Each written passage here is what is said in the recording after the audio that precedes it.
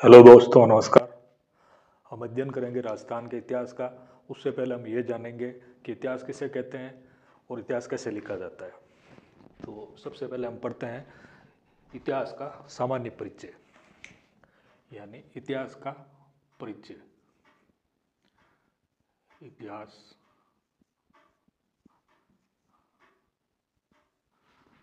का परिचय।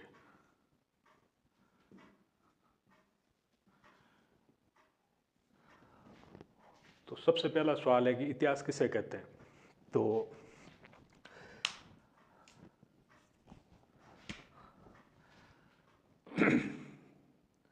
इसका उत्तर है बीते हुए। सवाल भी लिख देता हूं मैं।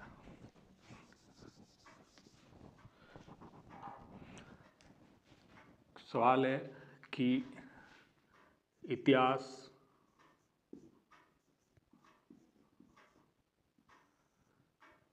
किसे कहते हैं।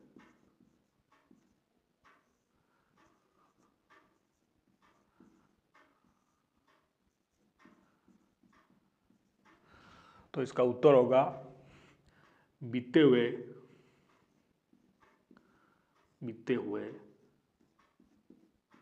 समय की घटनाओं का सटीक वर्णन इतिहास कहलाता है।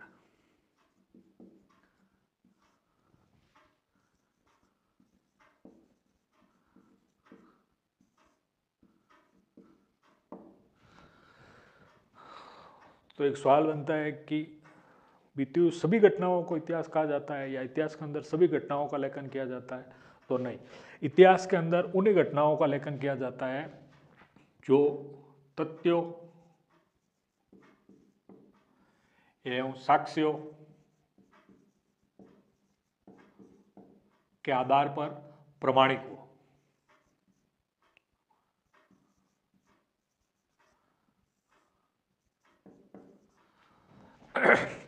इतिहास के लेखन में उन्हीं घटनाओं को लिखा जाता है जो घटनाएं साक्ष्यों और तथ्यों के आधार पर प्रमाणिक हो और उन घटनाओं का हमारे भविष्य में उपयोग हो या लाभदायक सिद्ध हो। उन घटनाओं को क्रमबद्ध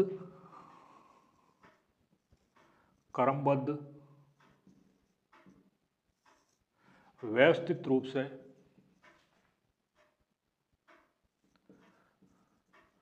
से इतिहास में लेखन किया जाता है। तो क्या हो गया कि इतिहास किसे कहते हैं। तो बीते हुए समय की घटनाओं का सटीक वर्णन इतिहास कहलाता है। तो एक सवाल बनता है कि क्या इतिहास के अंदर सभी घटनाओं का लेखन किया जाता है। तो नहीं, इतिहास के अंदर उन्हीं घटनाओं को लिखा जाता है जो साक्ष्यों और तथ्यों के आधार पर प्रमाणित हो और उन घटनाओं का हमारे भविष्य के अंदर कुछ उपयोग हो, लाभदायक सिद्ध हो। उन घटनाओं का क्रमबद्ध व्यवस्थित रूप से इतिहास के अंदर वर्णन किया जाता है। इतिहास के दो पूरक है। कौन कौन से इतिहास के दो पूरक है। एक तो लेखक, एक तो घटना। इतिहास के दो पूरक है या इतिहास के दो तत्व है। इतिहास के तत्व, एक तो घटना प्लस लेखक। यानी कोई घटना घटित होगी और लेखक होगा तो उसका लेखन कर देगा तो वो इतिहास बन जाएगा। ठीक है, अब आगे बढ़ते हैं। तो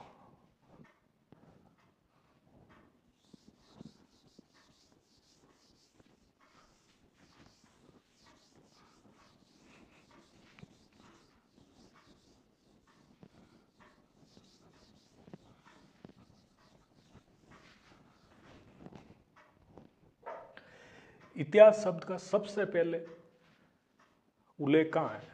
तो इतिहास शब्द का सबसे प्रथम बार उल्लेख, इतिहास शब्द का सबसे प्रथम बार उल्लेख इतिहास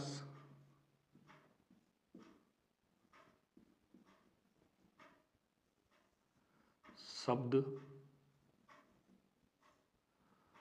का प्रथम बार उल्लेख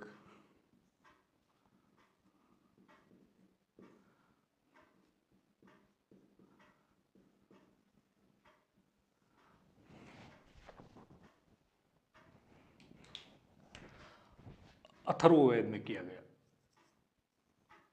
अथर्ववेद में मिलता है। इतिहास शब्द का सबसे पहली बार उल्लेख अथर्ववेद में मिलता है। ठीक है। छांदोग्य उपनिषद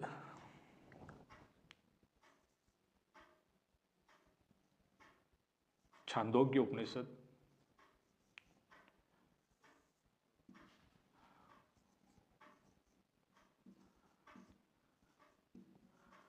छांदोग्य उपनिषद में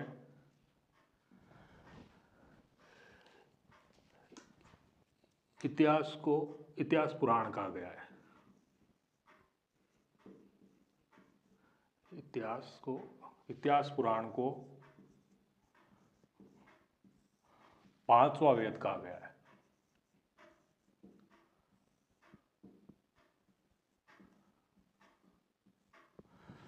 तो याद रखने योग्य बात है कि इतिहास शब्द का प्रथम बार उल्लेख कहाँ हुआ? कि इतिहास शब्द का प्रथम बार उल्लेख अथर्ववेद में हुआ है। छांदोग्य उपनिषद में इतिहास पुराण को पांचवा वेद कहा गया है। ठीक है। इतिहास वो शब्द है, वो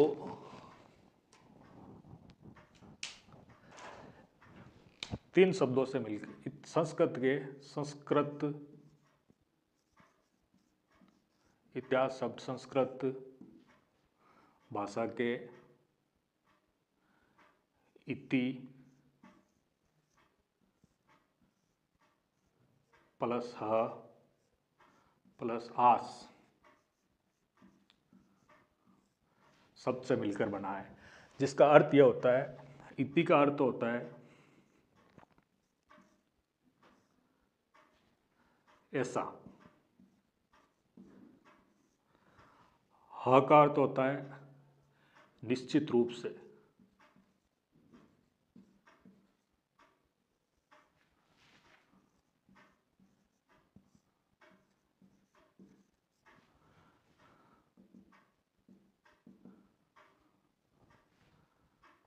आस का अर्थ होता है घटित हुआ था।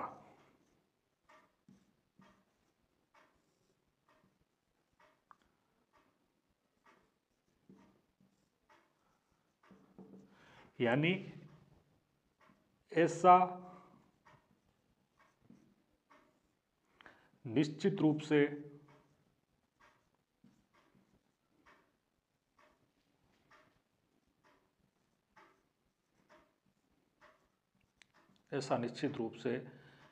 घटित हुआ था। इतिहास शब्द संस्कृत भाषा के शब्द से बना हुआ है इति प्लस ह प्लस आस, जिसका अर्थ होता है, इति का अर्थ होता है ऐसा, ह का अर्थ होता है निश्चित रूप से, और आस का अर्थ होता है घटित हुआ था। यानी ऐसा निश्चित रूप से घटित हुआ था। जैसे इंग्लिश का हिस्ट्री शब्द है,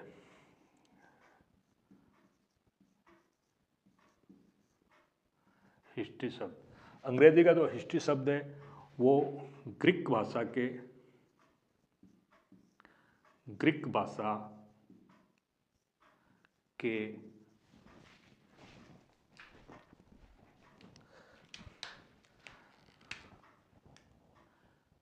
हिस्टोरिया शब्द से बना है।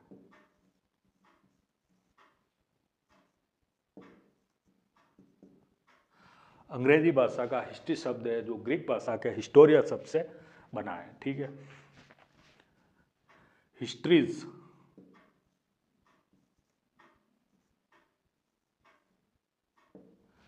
हिस्ट्रीज शब्द का सबसे पहले उपयोग यूनानी इतिहासकार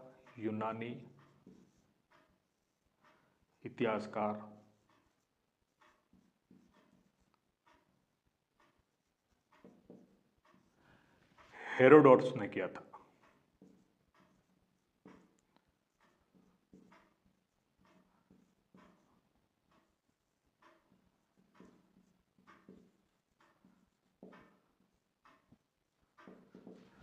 यानी जो हिस्ट्री शब्द है अंग्रेजी भाषा का, वो ग्रीक भाषा के हिस्ट्री शब्द से बना हुआ है। हिस्ट्री शब्द का हिस्टोरिया शब्द से बना हुआ है।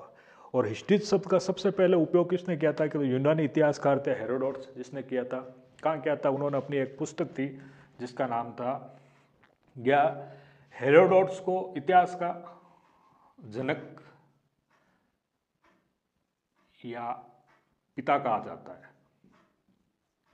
हेरोडोटस को इतिहास का जनक और पिता कहा जाता है। तो क्यों कहा जाता है? इन्होंने एक पुस्तक लिखी थी, histories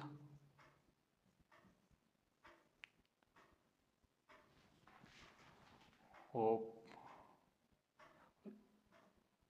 histories and Historica, histories and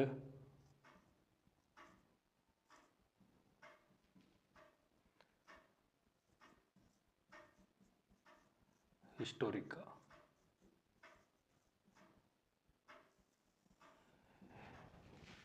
Herodotus को इतिहास का जनक कहा जाता है। क्यों कहा जाता है? तो इन्होंने एक पुस्तक लिखी थी जिसका नाम था हिस्ट्रीज एंड हिस्टोरिका। उस पुस्तक के अंदर इन्होंने क्या किया? उस पुस्तक के अंदर उन्होंने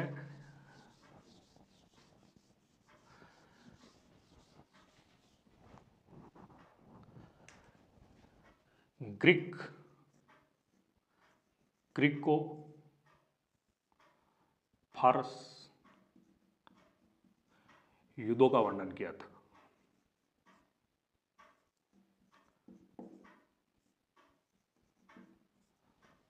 का व्यवस्थित रूप से वर्णन किया था।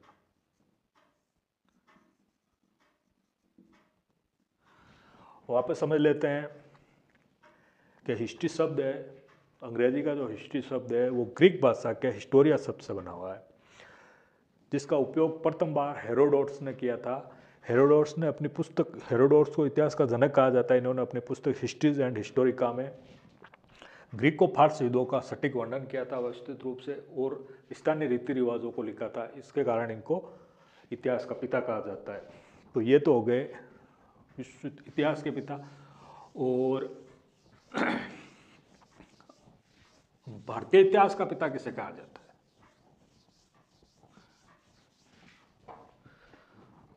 तो सवाल बनता है,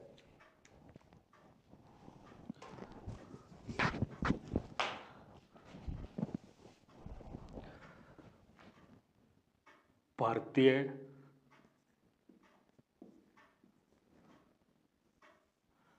इतिहास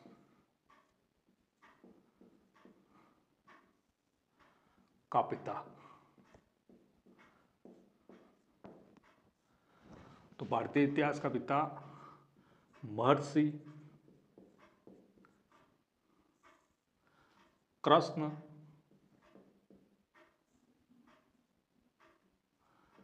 देवपायन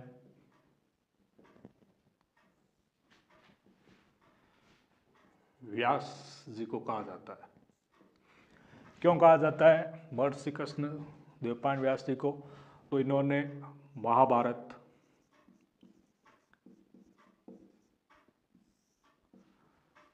भागवत पुराण, भागवत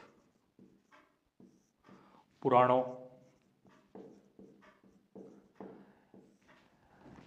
पुराणों का लेखन किया था, एवं चारों वेदों को व्यवस्थित रूप से विभाजित करके उनका लेखन किया था। इस कारण से व्यास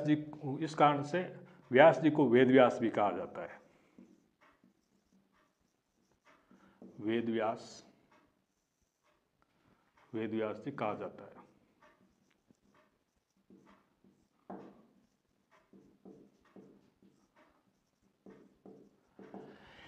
यानी इतिहास, भारतीय इतिहास का पिता किसे कहा जाता है? महर्षि कृष्ण देवपायन व्यास जी को कहा जाता है। तो क्यों कहा जाता है? तो इन्होंने भागवत पुराणों एवं महाभारत की रचना की थी, एवं चारों वेदों को व्यवस्थित रूप से विभाजित करके उनका लेखन किया था। इस कारण से इनको वेद व्यास जी कहा जाता है। ठीक है। भारतीय इतिहास का दूसरा जनक किसे कहा जाता है? दूसरा जनक एक विदेशी इतिहासकार थे जिसका नाम था मेगस्थनीज।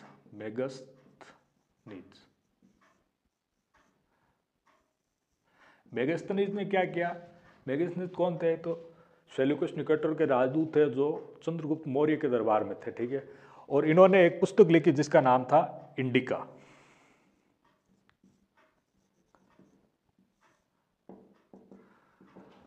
इंडिका पुस्तक के अंदर इन्होंने भारत के इतिहास का व्यवस्थित रूप से विस्तृत वर्णन किया था पहली बार। तो इसलिए इनको मेगस्थनीज को भारतीय इतिहास का दूसरा जनक कहा जाता है, दूसरा जनक, ठीक है। अब ये हो गया। अब आता है कि राजस्थान के इतिहास का जनक किसे कहा जाता है, तो मैं आपको बता देता हूं।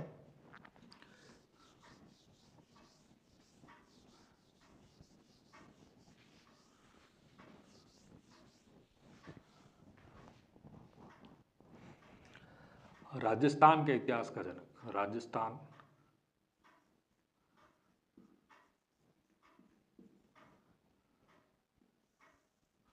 राजस्थान के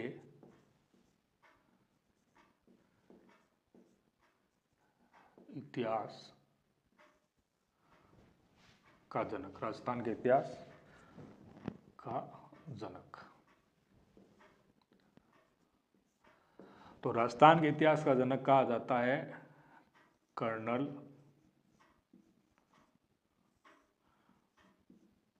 जेम्स टोड को। कर्नल जेम्स टोड को कहा जाता है, जिन्हें घोड़े वाला बाबा भी कहते हैं, घोड़े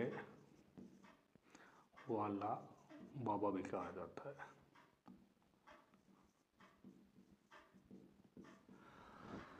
कर्नल जेम्स टोड को राजस्थान के इतिहास का जनक क्यों कहा जाता है? तो इन्होंने एक पुस्तक लिखी थी, एनाल्स एंड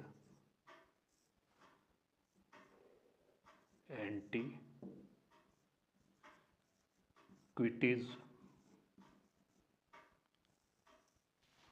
ऑफ राजस्थान।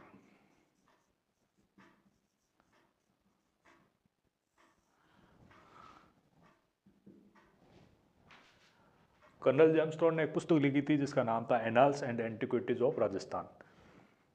इस पुस्तक का दूसरा नाम है the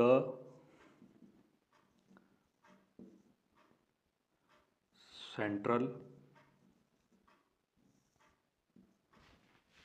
end western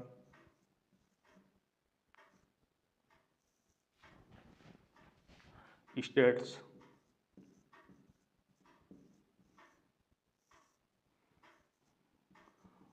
of India.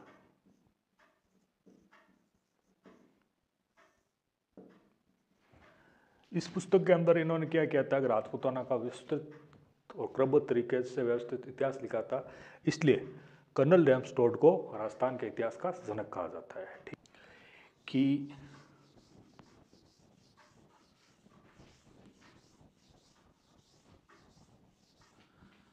इतिहास को कालखंडों के आधार पर किसने बांटा था और कब बांटा था?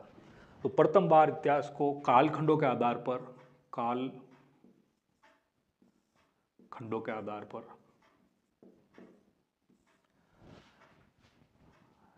स्कॉटलैंड निवासी एक अंग्रेज था जिसका नाम था जेम्स मिल।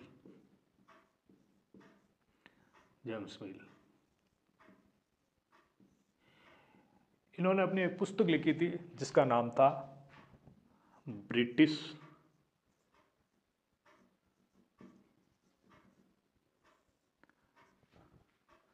भारत का इतिहास।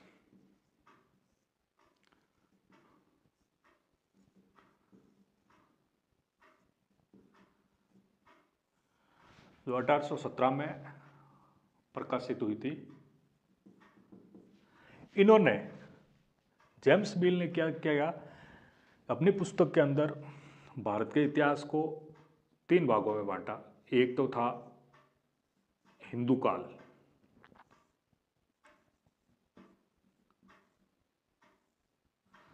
दूसरा था मुस्लिम काल,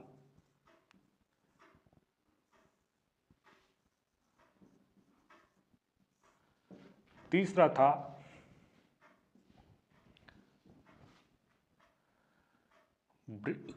ब्रिटिश काल।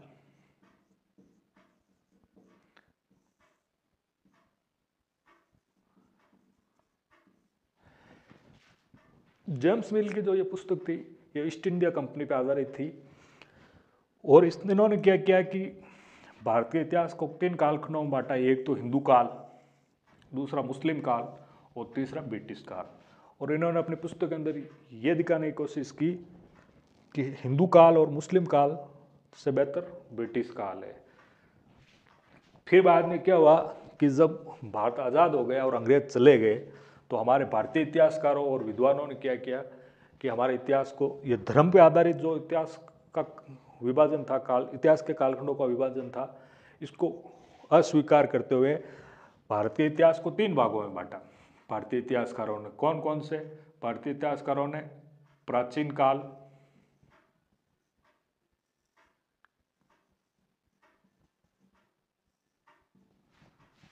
मध्यकाल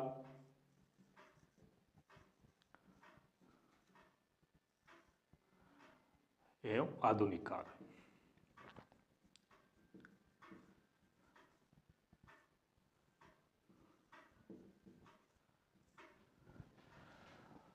तो देश की आज़ादी के बाद में, अंग्रेजों के जाने के बाद में, भारतीय इतिहासकारों ने भारत के इतिहास को धर्म पर आधारित कालखंडों को अस्वीकार करते हुए 3 भागों में बांटा। प्राचीन काल, मध्यकाल और आधुनिक काल। ठीक है, चाहे विश्व का इतिहास हो, चाहे भारत का इतिहास हो, चाहे राजस्थान का इतिहास हो, वो 3 कालखंडों में लिखा जाता है। एक तो प्राचीन काल, मध्यकाल और आधुनिक काल। अपने राजस्थान का इतिहास है उसको भी विद्वानों ने राजनीतिक एवं सांस्कृतिक परिवर्तनों के आधार पर 3 भागों में बांटा है। कौन कौन से? तो प्राचीन काल, मध्यकाल और आधुनिक काल। तो सबसे पहले हम ये देखते हैं कि प्राचीन राजस्थान के इतिहास में क्या क्या विषय हमें क्या क्या क्या पढ़ना है। ठीक है, तो प्राचीन राजस्थान,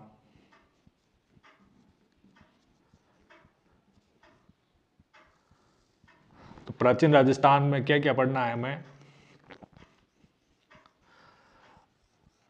प्राचीन राजस्थान के अंदर सबसे पहले हम पढ़ेंगे पाषाण काल। पाषाण काल 1 नंबर पे पढ़ेंगे पाषाण काल। पाषाण काल के अंदर भी क्या क्या पढ़ेंगे? पूरा पाषाण,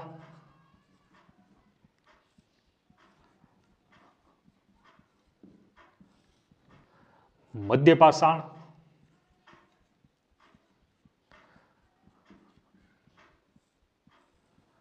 और उत्तर पाषाण।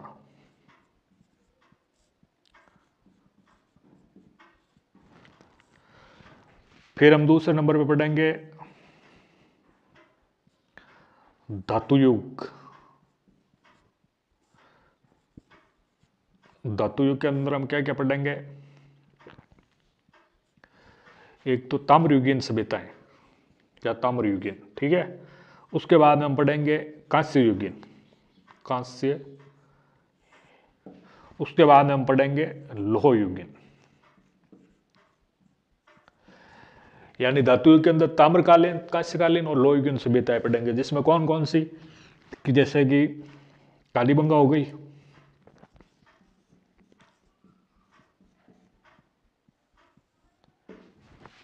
आहड़ हो गई, बालातल हो गई,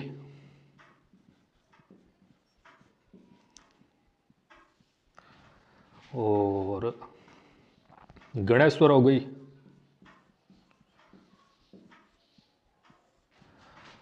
और बेराट हो गई, नौ हो गई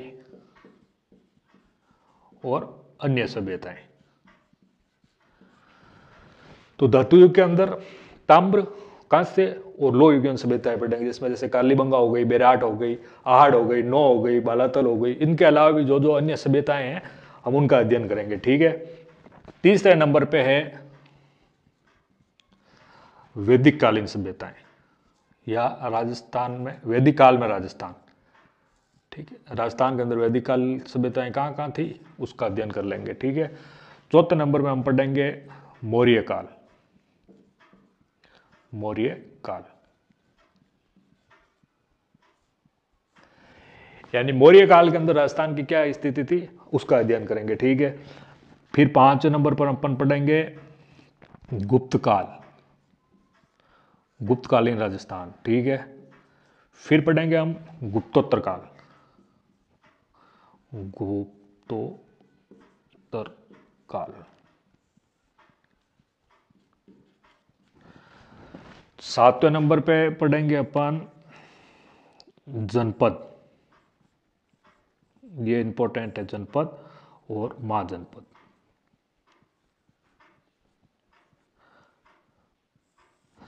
राजस्थान के अंदर 6 जनपद थे और 4 महाजनपद थे, उनका अध्ययन करेंगे, ठीक है। फिर 8वें नंबर पे अपन पढ़ेंगे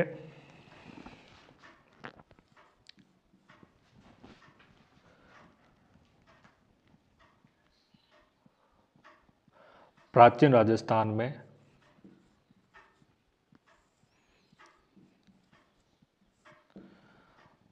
धर्म, समाज, आर्थिक स्थिति या अर्थ और राजनीतिक स्थिति, ठीक है। 9 नंबर पे पढ़ेंगे हम राजस्थान के इतिहास को जानने के पुरातात्विक स्रोत, पुरातात्विक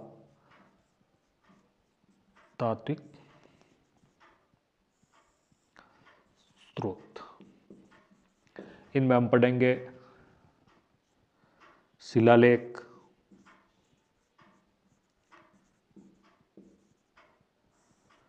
शैलचित्र और सिक्के, मृदभांड आदि।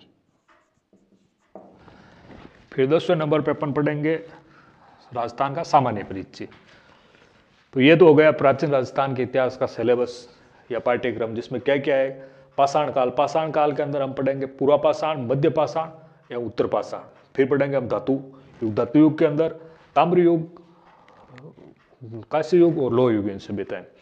कालीबंगा, आहड़, बालातर, गणेशपुर, बेराट, नो अन्य जो भी सभ्यताएं हैं, रंगमहल वगैरह, उनका अध्ययन करेंगे, ठीक है। फिर जैसे वैदिक काल में राजस्थान की क्या स्थिति थी उसके बारे में हम अध्ययन करेंगे। फिर मौर्य काल में राजस्थान की क्या स्थिति थी उसके बारे में हम अध्ययन करेंगे। फिर गुप्त काल, फिर गुप्तोत्तर काल, फिर जनपद, महाजनपद, राजस्थान में कौन कौन से जनपद थे, कहाँ से आए, हम उसका अध्ययन करेंगे। फिर बाद में प्राचीन राजस्थान के अंदर धर्म क्या था, समाज कैसा था, राजनीतिक स्थिति क्या थी, हम उसका अध्ययन करेंगे। फिर पुरातात्विक स्रोत में जैसे शिलालेख हो गए, शैलचित्र हो गए, सिक्के हो गए, मृदभांड हो गए, प्राचीन ग्रंथ हो गए, हम उनका अध्ययन करेंगे, ठीक है। तो ये तो हो गया प्राचीन राजस्थान का सिलेबस, ठीक है। अब हम देखते हैं मध्यकालीन राजस्थान, फिर आधुनिक काल का, ठीक है। तो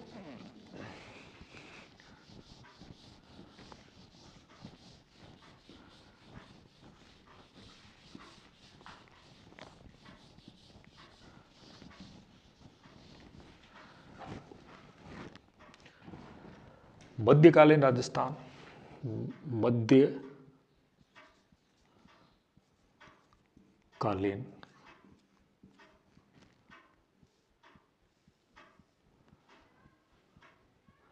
मध्यकालीन राजस्थान, ठीक है, या मध्यकाल।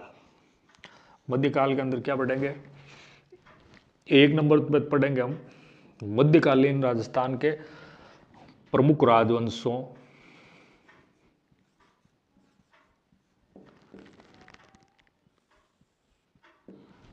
का इतिहास, राजवंशों का इतिहास और इनकी राजनीतिक,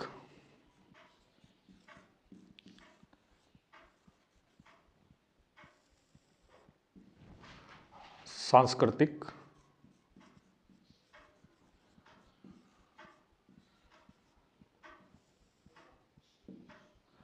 उपलब्धियां।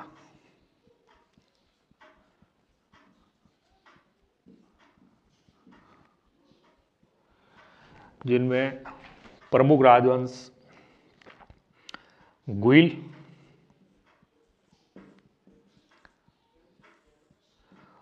राठौड़,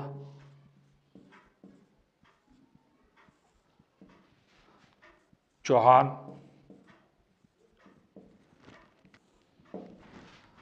कछवाहा,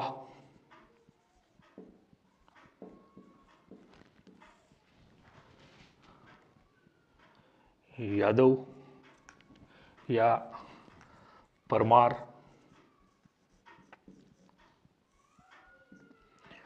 प्रत्यार,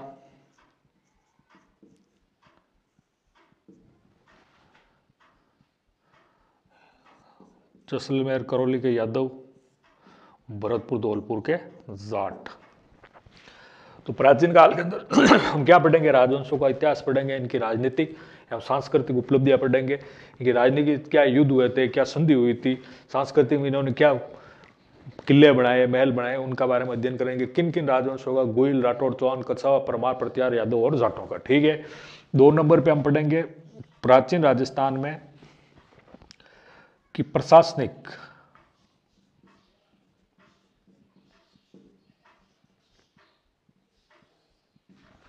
राजस्व और न्याय व्यवस्था।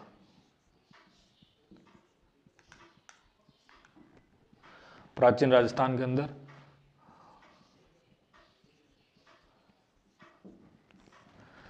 प्रशासनिक राजस्व और न्याय व्यवस्था क्या थी। ठीक है। तो ये तो हो गया मध्यकालीन राजस्थान का सिलेबस, जिनमें क्या क्या है कि जो प्रमुख राजवंश है उनकी राजनीतिक एवं सांस्कृतिक उपलब्धियां, जिसमें क्या क्या? गुइलों के, राठौड़ हो गए, फिर चौहान हो गए, फिर कछवाहा हो गए, प्रत्यार हो गए, परमार हो गए, यादव हो गए और जाट हो गए। फिर दूसरे नंबर पे प्रशासनिक राजस्व एवं न्यायिक व्यवस्था। इनके समय प्रशासन कैसा था, राजस्व व्यवस्था की क्या व्यवस्था थी, न्याय व्यवस्था कैसी थी, किस प्रकार से न्याय मिलता था, क्या दंड दिया जाता था, उसके बारे में हम अध्ययन करेंगे। ठीक है। उसके बाद हम करते हैं आधुनिक राजस्थान। आधुनिक राजस्थान का सिलेबस सबसे जो इम्पोर्टेंट है वो आधुनिक राजस्थान है। तो आधुनिक राजस्थान के अंदर आधुनिक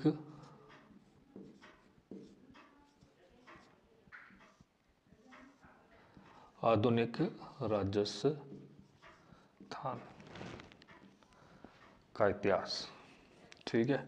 तो आधुनिक राजस्थान के अंदर अपन क्या पढ़ेंगे? सबसे पहले हम पढ़ेंगे 1 नंबर पे राजस्थान के अंदर मराठों का प्रभाव। मराठा प्रभाव, मराठा कहाँ कहाँ आए, क्या क्या क्या, उसके बारे में पढ़ेंगे। ठीक है। दूसरे नंबर पर अपन पढ़ेंगे अंग्रेज, सहायक संधि, अंग्रेजों का हस्तक्षेप या प्रभाव।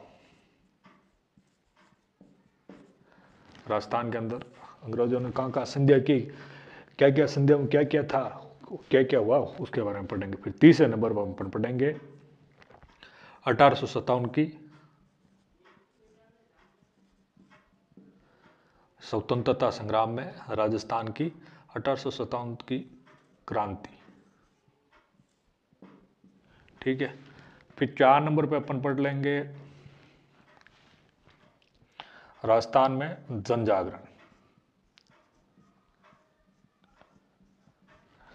जन जागरण के अंदर क्या पढ़ेंगे अपन? 2 बातें पढ़ेंगे। क्या क्या? एक तो पढ़ेंगे किसान आंदोलन, किसान आंदोलन, दूसरा अपन पढ़ेंगे आदिवासी आंदोलन।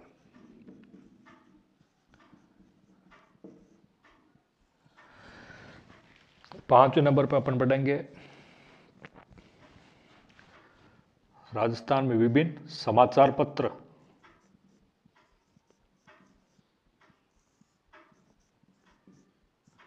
पत्रिकाएं।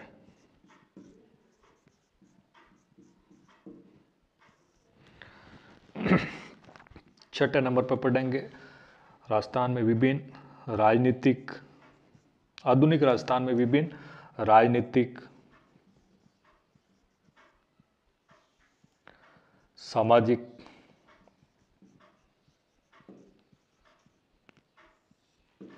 संस्थाएं एवं आर्य समाज का योगदान, आर्य समाज। फिर 7वें नंबर पे अपन पढ़ लेंगे राजस्थान में प्रजामंडल।